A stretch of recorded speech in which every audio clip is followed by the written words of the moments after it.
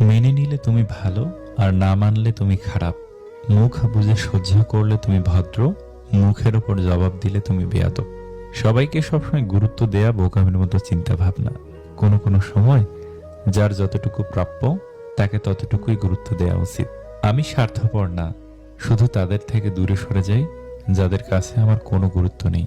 ছোটবেলায় কষ্ট পেলে জোরে জোরে কাঁদতাম, যেন কেউ শুনতে পায়। এখন কষ্ট পেলে মুখ লুকিয়ে কাঁদি, যেন কেউ দেখতে না পায়। যে কখনো সম্মান পায়নি সে জানে না অন্যকে কিভাবে সম্মান করতে হয়।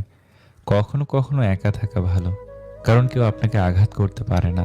বর্তমান সমাজে তুমি যত বেশি সততার সাথে কথা বলবে, তত বেশি অসম্মানিত হবে। হীরার নিজস্ব কোনো খনি নেই, হীরার জন্ম কয়লার খনিতে। কিন্তু তাই বলে হীরা কখনো কয়লার দামে বিক্রি হয় না, বা কেউ হীরাকে কয়লাও বলে না। সহস্র লাখো টন কয়লা উত্তোলনের পরই তারপর